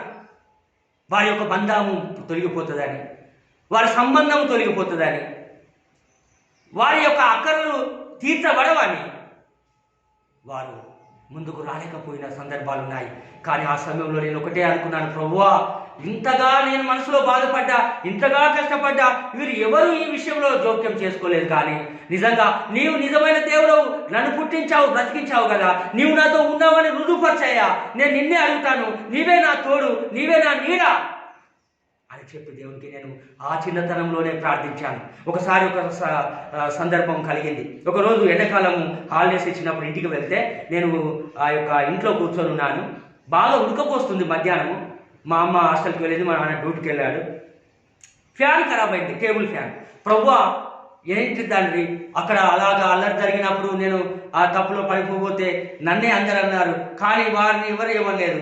ఇక్కడ నాన్న, అక్కడ కుటుంబీకులు లేకుంటే మీరు అందరూ కూడా ఎవరి యొక్క అనుకూలతను బట్టి వారు ఉన్నారు. ప్రభా నిజంగా నీవు దేవుడు అయి ఉంటే ఈ ఫ్యాను ఖరాబ్ అయింది అన్నారు కదా, రిపేర్ చేయించడం లేదు కదా, ఇప్పుడు తప్పకుండా ఇది పనిచేయాలి ప్రభా, నీవు ఉన్నవాడిని నమ్ముతా. అప్పటి నుండి నేను నా బాధ ప్రతిదీ కూడా నీకే చెప్పుకుంటా తండ్రి, నువ్వే నా యొక్క పరిస్థితిని తీర్చాలి, చక్కదిద్దాలి అని నేను దేవునికి మొరపెట్టి ఆ సమయంలో మోకాల నుండి ఆ యొక్క కన్నీటితో దేవునికి ప్రార్థిస్తే ఆశ్చర్యమైన సంగతి, ఆ యొక్క ప్లగ్ తీసి ఆ యొక్క వైర్ తీసి ప్లగ్లో పెట్టి స్విచ్ చేయగానే ఫ్యాన్ వచ్చిందండి. హల్లెలూయా. నాకు ఆశ్చర్యమైంది, ఎగిరి గంతులు వేస్తున్నాను, మొత్తం గూజు వామ్స్ వచ్చినాయి, పరిగెత్తున్నాను రూమ్లో. ఇంకా అమ్మ రాలేదు అప్పటికి. అయ్యో అయితే ఇది ఎక్కడైనా వైర్ కనెక్షన్ లూజ్ అయి ఇట్లయిందా అని చెప్పి దాన్ని తిప్పి అటువంచి ఇటువంచి వద్దాను. మరి ఏదైనా స్విచ్ పనిచేయక వెనక ముందు అయిందా ఏందని మళ్ళీ డౌట్ బాగైనాక కూడా. అవి 2, 3, 4 గంటల బటన్స్ ఒత్తేటి ఉంటాయి, వాటిని వచ్చి చూశాను. ఏది చూసినా అన్ని పనిచేస్తున్నాయి మంచిగా అయ్యేసరికి చెప్పలేని సంతోషంతో మా అమ్మ వస్తే ఎదుర్కొని వెళ్ళి అది చెప్పేసరికి అమ్మ కూడా సంతోషించి ఆశ్చర్యపోయింది. ప్రభు నాకు ప్రేమ వారులారా, అప్పుడు నాకు ఎంతో ఆత్మీయ ధైర్యము కలిగింది. అప్పుడు దేవుడు నాతో ఉన్నాడు. ఎవరు విడిచినా, ఎవరు వినకపోయినా, ఎవరు బాధలు చూడకపోయినా, నిన్ను పిలిచినవాడు, పుట్టించినవాడు, రక్షించినవాడు నీ మాట వింటాడు, నీ ప్రార్థన ఆలకిస్తాడు, విడిపిస్తాడు అని రుజువుపరిచి చూపించినాడు. హల్లెలూయా. అందుకే ఒక భక్తుడు మంచి పాట పాడతాడు, ఎవరు నన్ను చేయి విడిచినను యేసు చేయి విడువడు, ఎవరు నన్ను చేయి విడిచినను యేసు చేయి విడువడు, చేయి విడువడు, చేయి విడువడు, నా చేయి విడువాడు, నన్ను చేయి విడువాడు, ఎవరు నన్ను చేయి విడిచినను యేసు చేయి విడువడు. హల్లెలూయా. ప్రభునందు ప్రేమ వారులారా, ఎవరు విడిచినా కానీ మరి దేవుడు చేయి విడవకుండా ఉంటాడు. అదే సందర్భంలో నేను దర్శనం పొంది దేవుని యొక్క శక్తి, కృప, మహాకృపను బట్టి సేవకు వచ్చినాక కూడా అద్భుతం జరిగింది. దేవుడు ఆశ్చర్య కార్యాలు అనేకంగా జరిగించి చూపించినాడు. ప్రభునందు ప్రేమ వారులారా, అందుకొరకే మనము ఎన్ని పరిస్థితుల గుండా వెళ్తున్నప్పటికీ, నశించుతున్నా ఉన్నా, మరి కష్టపడుతున్నా, బాధపడుతున్నప్పటికీ కూడా దేవుడు విడిచిపెట్టాడు. ఆయనను న్యాయాన్ని, కనికరాన్ని, దీన మనస్సు నువ్వు కలిగి నువ్వు జీవించినట్లయితే. అందుకొరకే చదువుబడిన పత్రిక పాఠ్య భాగంలో కూడా పరిశుద్ధ పౌలు అన్నాడు, అందుకొరకే ఈ మట్టి ఘటంలో ఈ ఐశ్వర్యం మాకు కలదు, ఆయన వారిత్యము మామూలైనది కాక దేవుని యందు ఉండినట్లు మట్టి ఘటములలో ఈ ఐశ్వర్యం మాకు కలదు, ఎటు పోయినను శ్రమ పడుచున్నను ఇరికింపబడి వారము కాదు, అపాయములో ఉన్నను కేవలం ఉపాయం లేని వారము కాదు, తడమబడుచున్నను దిక్కు లేని వారము కాదు, మరియు పడద్రోయబడినను నశించు వారం కాదు. హల్లెలూయా! ఎంత ఆశ్చర్యము ప్రభునందు ప్రేమ వారులారా. ఈ శ్రమ పడుచున్నా కానీ ప్రభునందు ప్రేమ వారులారా ఇరికింపబడమా. అదే దైవ బిడ్డల యొక్క గొప్ప ఆధిక్యత. దేవుని యందు విశ్వాసం ఉంచిన బిడ్డల ఆధిక్యత. ఎన్నో శ్రమలు వస్తున్నట్టే ఉంటాయి కానీ ఇరికింపబడం. ఎన్నో అపాయాలు చుట్టుముట్టినట్టే ఉంటాయి కానీ అందులో పడిపోము కానీ ఉపాయం లేకుండా ఉండము. అదే దేవుని యొక్క వాక్యం ద్వారా తరమబడుతున్నట్టే కనబడతాము, నెట్టివేయబడుతున్నట్టే కనబడతాము, నశింపజేయబడుతున్నట్టే కనబడతాము కానీ నశించము. ప్రభునందు ఇశ్రాయేలు ఐగుప్తీయులతో తరమబడుతున్నట్టే కనబడుతున్నారు కానీ వారు నశింపబడలేదు. తరిమిన వాళ్ళే నశించారు తప్ప తరమబడిన వీరు మాత్రం నశింపబడలేదు. దేవుడు ఎర్ర సముద్రం మృత సముద్రాన్ని పాయలుగా చేసి ఆరిన నేలలో నడిపించాడు. ఆ తరిమిన వాళ్ళే అందులో పడి చనిపోయేటట్టు చేస్తున్నాడు. అపాయాలు కలుగుతున్నట్టు కనబడతాయి కానీ ఉపాయంతో దేవుడు తప్పించేవాడు. శ్రమలు ఇబ్బందులు కొలిమిల వలె కాల్చినట్టు కనబడతాయి కానీ ప్రభు దానిలో సహాయం చేస్తాడు. పడిపోతున్నట్టే కనబడతాము, పడిపోతున్నట్టే అనిపిస్తాము కానీ ప్రభునందు ప్రేమ వారులారా నశించకుండా కాపాడుతాడు దేవుడు. నేను సేవలో వెళ్ళినప్పుడు ఒకసారి నేను ప్రభువా నీ సేవకు దర్శనానికి పిలిచి నన్ను నడిపించావు. ఏం తండ్రి సేవకు వస్తే శ్రమలు పోతాయి అనుకుంటే ఈ సేవలోనే ఇంకా శ్రమలు ఉన్నాయే, ఇంకా కష్టాలు ఉన్నాయే, ఇంకా బాధలు వస్తున్నాయే అని చెప్పి ఆశ్చర్యంగా నేను దేవుడికి కన్నీటితో ఎంతగానో ప్రార్థన చేస్తున్నప్పుడు దేవుడు ఎంతో అద్భుతమైనది చూపించినాడు. ఈ శ్రమలలో కష్టాలలో కూడా దేవుని యొక్క సన్నిధి మహిమ ఎంత గొప్పదో ఆయన మహిమను చూపించినాడు. ఒకరోజు మా గ్రామంలో నేను సేవ చేస్తున్న పరిస్థితిలో ఈ మైక్ వేయిస్తేనే, మైక్లో పాట పాడితేనే గ్రామంలోని విశ్వాసులు ప్రార్థనకు వచ్చే అలవాటు.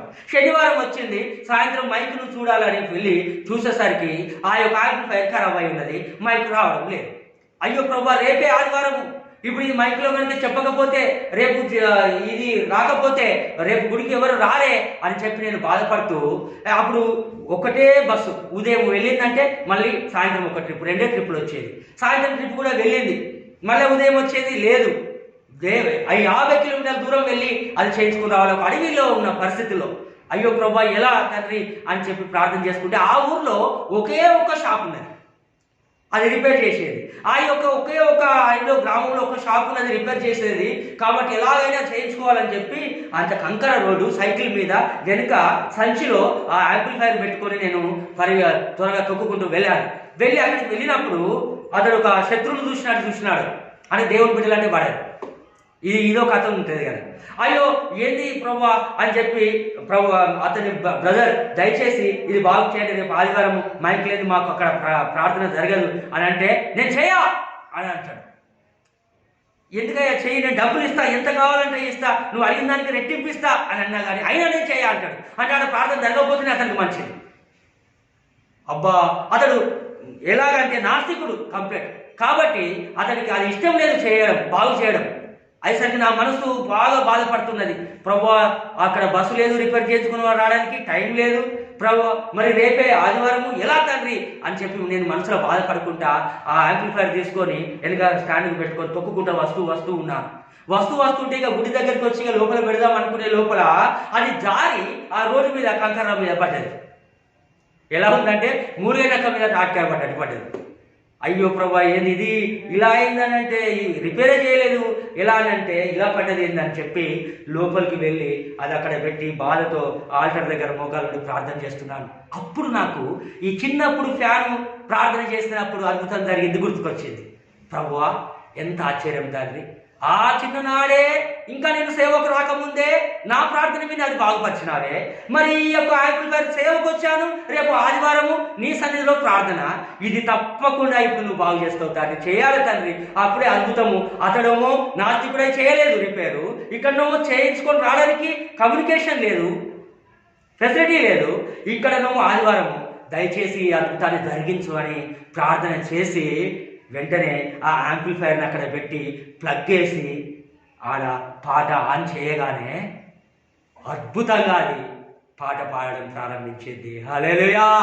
నిజంగా గొప్ప సంతోషంతో దేవుని మహిమపరుస్తూ ఆ ఆలయం అంతా దేవుని స్తుతించాను. అలా ఆ యొక్క టేప్ ఆన్ చేయగానే పాట ఎంత గొప్పగా వచ్చిందంటే, రావయ్యా యేసయ్యా నా గుండె కోవెలలో నివసింపవా, కరుణామయా ఓ యేసయ్యా నా అండ నీవై తోడుండవా, జీవము లేని నాదు దేహం నీకై తపించెను,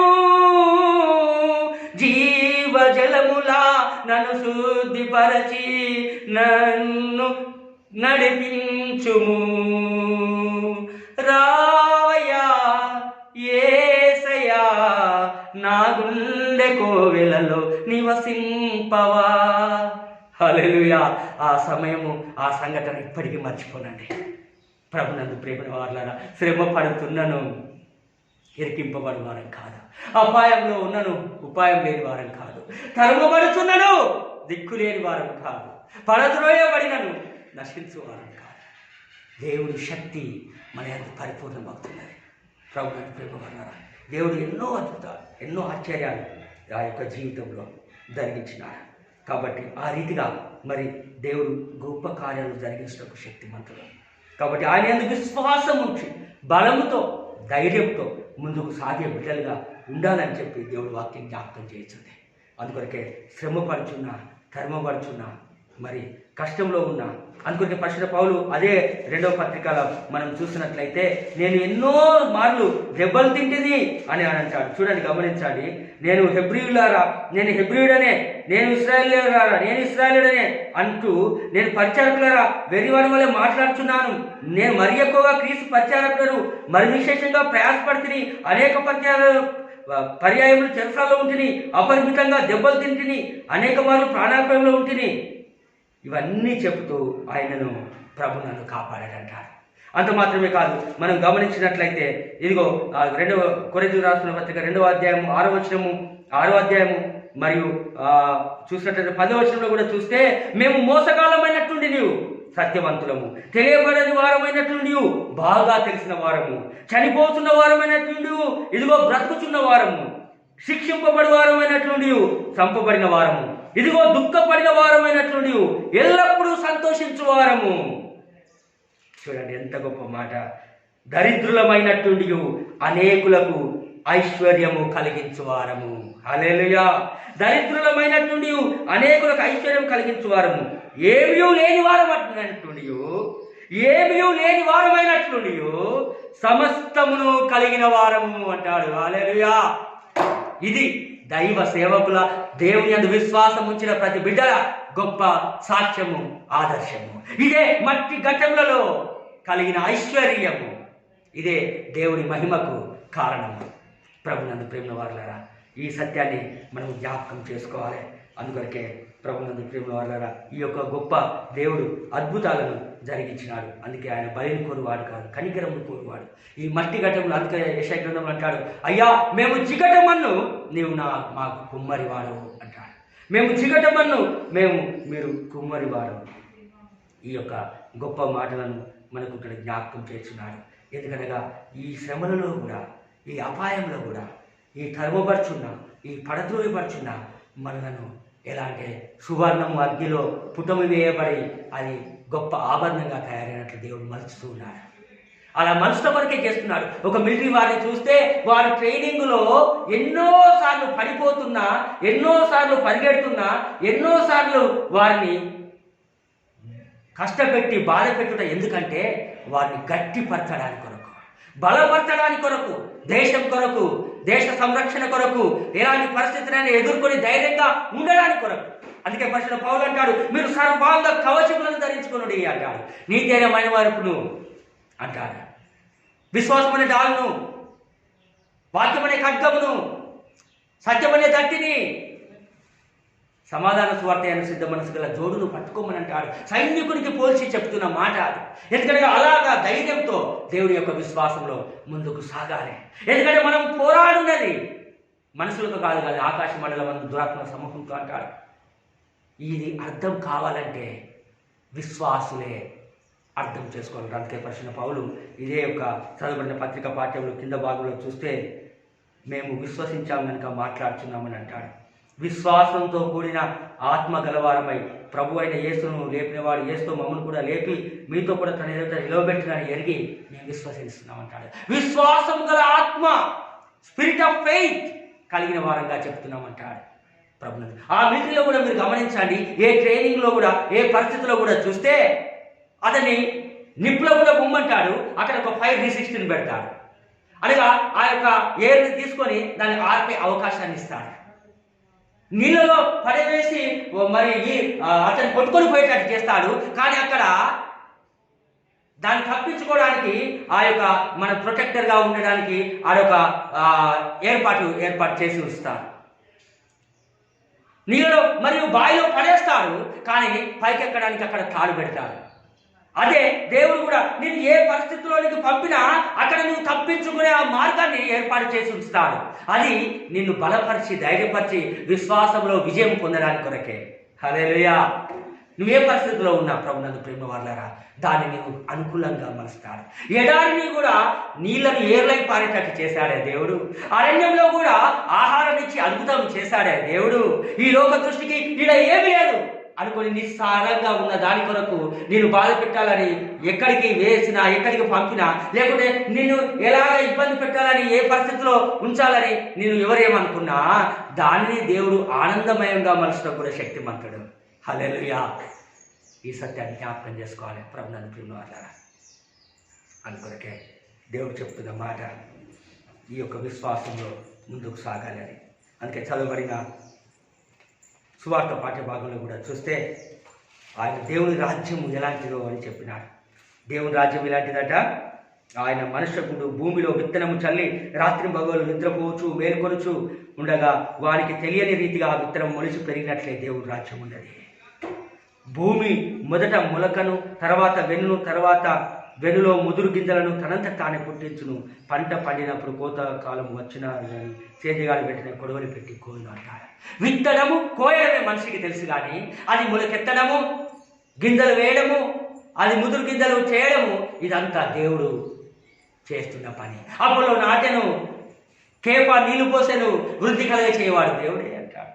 ప్రభునందు ప్రేమ వారులారా, మనము కేవలము దేవుని యొక్క రాజ్య విశ్వాసంలో ఈ గుణాలను కలిగి ఉంటే ఆ దేవుడే ఫలాలను ఇస్తుంటాడు. హల్లెలూయా. న్యాయము, కనికరము, దీన మనస్సు అనే లక్షణాలను, ఈ ఐక్యతను కలిగి ఆ ప్రేమలో దేవుని కలిగి దేవా నీవే నా సర్వస్వము అని ముందు పెట్టుకొని వెళ్తున్నప్పుడు దేవుడు విజయాన్ని ఇస్తాడు. అందుకొరికి అంటాడు కీర్తన 120లో మనం చూస్తే, తన ప్రియులు నిద్రించుచుండగా ఆయన వారికి ఇచ్చుచున్నాడని అంటాడు. ఈ పంటను వేయడం వరకే, దున్నడం వరకే, మరి విత్తనం వేయడం వరకే ఆ రైతు యొక్క పని. కానీ మొలకెత్తించడము, వృద్ధి కలగ చేయడము, పంట పండించడము అది దేవుని యొక్క చిత్తమై ఉన్నది.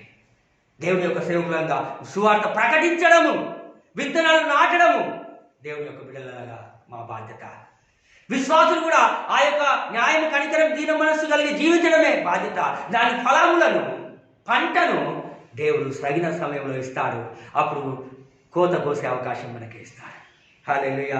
కాబట్టి ఈ సత్యాన్ని జ్ఞాపకం చేసుకుంది. తెలియని రీతిగా అభివృద్ధి పొందును అంటాడు. తెలియని రీతిగా ఆశ్చర్య కార్యాలు జరిగిస్తాడు దేవుడు మన జీవితంలో. తెలియని రీతిగా దేవుడు ఆశీర్వాదాలను మనకు అనుగ్రహిస్తాడు. ఎవరు ఊహించని రీతిగా ఆశీర్వదించి గొప్ప చేయటం శక్తిమంతుడు దేవుడు. ఎప్పుడు నీవు న్యాయాన్ని, కనికరాన్ని, దీన మనసు కలిగి జీవించినప్పుడు, నువ్వు ఎప్పుడైతే విశ్వాసంతో, ఐకమత్యంతో కలిసిమెలిసి జీవించినప్పుడు, దేవుణ్ణి పట్టుకొని దేవుని యొక్క నామాన్ని గణపరుస్తూ ముందుకు సాగినప్పుడు అది నీకు మొదట తరుమబడుతున్నట్టు ఉండవచ్చు, శ్రమ పడుతున్నట్టు ఉండవచ్చు, పరద్రోయబడుతున్నట్టు ఉండవచ్చు. కానీ దేవుడు నీకు అక్కడ అన్నిటిలోంచి నిన్ను నిలిపి, నిన్ను రక్షించి తెలియని రీతిగా నిన్ను ఆశీర్వదిస్తాడు. హల్లెలూయా. అద్భుత రీతిగా ఆశీర్వదిస్తాడు. కాబట్టి తొందరపడకూడదు, అధైర్యపడకూడదు, ఆవేశపడకూడదు. అందుకే కోపము మానము, ఆగ్రహము విడిచిపెట్టుము, వ్యసన పడకము, అది కీడికే కారణం అంటాడు. దేశమందు నివసించి సత్యమును అనుసరించమంటాడు. చెడ్డవాడిని చూసి నువ్వు వ్యసన పడకు, దుష్కార్యము చేయవాడిని చూసి నువ్వు మత్సర పడకు అంటాడు. వారు గడ్డి వలె పెరుగుదురు, మరి అది ఎండిపోయి వాడిపోదురు. కానీ నీతిని, సత్యం అనుసరించి వారు నిరంతరము నిలుచుదురు అని అంటాడు. హల్లెలూయా. ఎంత గొప్ప మాట. ఆ నీతి, సత్యము, న్యాయము ఆ కనికరము దీన మనసే నిరంతరం ఇచ్చేది. ఎందుకంటే దేవుడు నిరంతరం జీవించేవాడు కనుక ఆ నిరంతర స్వరూపుడైన దేవుడి గుణలక్షణాలు కలిగిన వారందరూ నిరంతరము జీవిస్తారు. హల్లెలూయా. గడ్డి త్వరగా ఎదుగుతుంది విత్తనం కంటే ముందు, కానీ త్వరగా ఎండిపోతుంది. చెడు కూడా ఆ రీతిగానే అని చెడ్డవారిని చూసి వ్యసన పడకని ప్రభు చెప్తున్న మాటలు అది. కాబట్టి ప్రభు నన్ను ప్రేమ వాళ్ళారా, నీ ఆహారం నీళ్ళ మీద వేయంటాడు. అందుకే ఒకనొక సమయంలో అది నీ యొక్కకు చేరడం. నీళ్ళ మీద వేసిన ఆహారం అంటారు చాలామంది, అబ్బో నీళ్ళ పాలు చేసినావు, బుగ్గి పాలు చేసినావు అని, నీళ్ళ మీద పడ్డది వస్తుందా అని.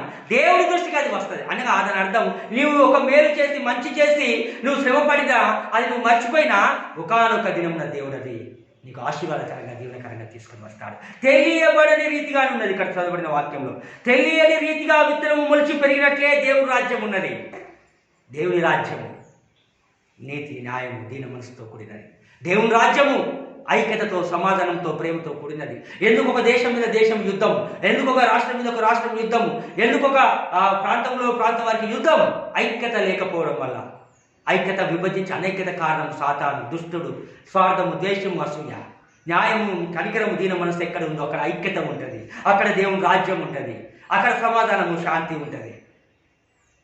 వాళ్ళు మొదట శ్రమపడవచ్చు, పడిపోతున్నట్టుండవచ్చు, నష్టపడుతుండవచ్చు, కష్టపడుతుండవచ్చు, కానీ అల్టిమేట్ తెలియని బడని రీతిగా దేవుని ఆశీర్వాదాలను పొందుకుంటకు కారణమవుతుంది అనే సత్యాన్ని మనము ఈ యొక్క సందర్భంగా గమనించాలి. కాబట్టి ప్రభునందు ప్రేమ వారలారా, ఈ మట్టి ఘటంలో దేవుడు ఇచ్చిన ఈ ఐశ్వర్యము దేవునికి మహిమకారంగా మనకు, మన కుటుంబాలకు, సంఘాలకు దేవునికరంగా ఉంటకు దేవుడు పరిశుద్ధాత్మ నడిపి మనకు దయచేయను గాక. ఆమేన్. ప్రార్థించు. ప్రేమ స్వరూపుడా, విన్న వాక్యం మా హృదయంలో భద్రపరచుకొని వాక్యానుసారంగా జీవించడానికి సాయం చేయమని యేసునామములో ప్రార్థించి పెట్టుకుంటున్నాం తండ్రి. ఆమేన్. తండ్రి, కుమార, పరిశుద్ధాత్మ త్రియేక దేవుని మనకు, మన కుటుంబాలకు, సంఘాలకు, సార్వత్రిక సంఘాలకు, దేశంలో, ప్రపంచానికి అందరికీ సదాకాలం తోడైన గాక. ఆమేన్. ఆమేన్.